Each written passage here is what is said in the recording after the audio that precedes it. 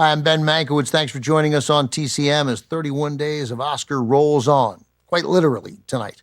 For 31 days this year, we're programming like this. One day we had Oscar Goes to Paris. Another was Oscar Goes Bad.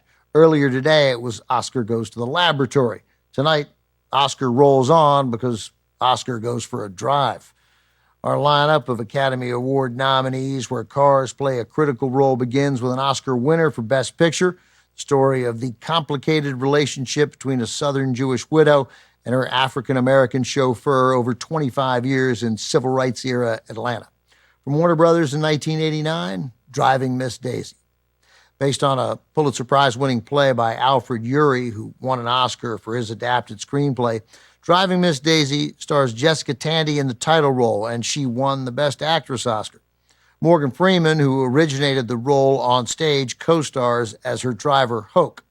For the film, Freeman earned a nomination for Best Actor, though he lost to Daniel Day-Lewis for My Left Foot. The film picked up a third acting nomination, Best Supporting Actor, for an enormously talented performer, mostly associated with comedies, Dan Aykroyd. This was his first dramatic role, playing Daisy's son. The 25 years Driving Miss Daisy covers are as critical a quarter-decade stretch as we've had in America, certainly in the 20th century, 1948 to 1973, as Daisy and Hoke navigate the post-war American South during the heart of the civil rights movement.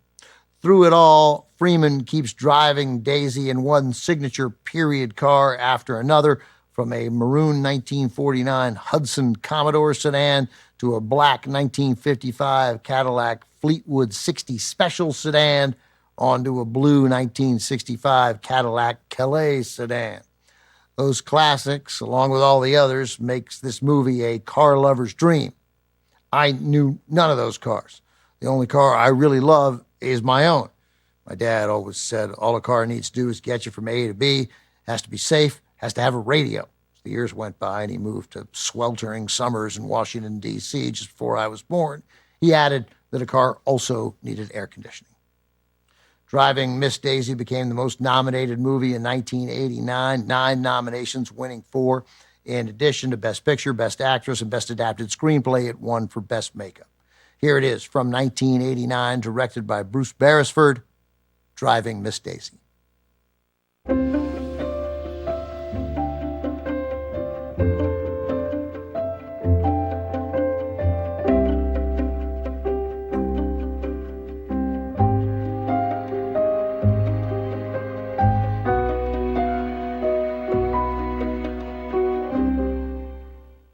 Driving Miss Daisy was directed by an Australian filmmaker, Bruce Beresford, who inspired a joke during Billy Crystal's opening monologue as host of the Academy Awards in 1990.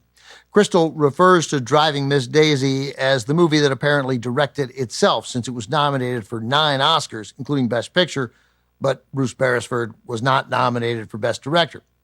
More famously, Crystal repeated the line in song 2 years later, referring to the Prince of Tides and its director, Barbra Streisand.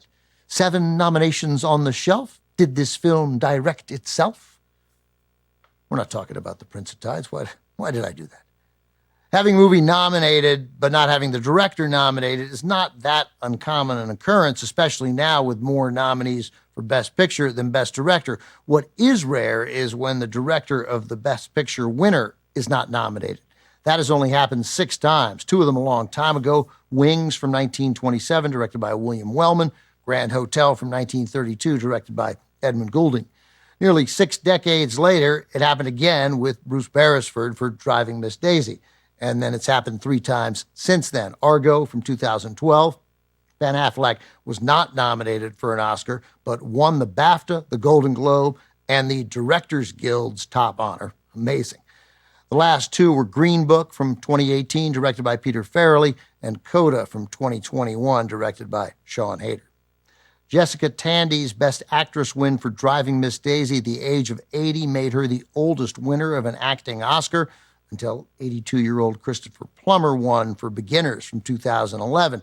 Then Anthony Hopkins at 83 took it from Plummer with his win for The Father, released in 2020, but Jessica Tandy remains the oldest actress to win. Coming up, Tom Cruise and Dustin Hoffman hit the road in director Barry Levinson's 1988 classic, Rain Man. It is next on TCM.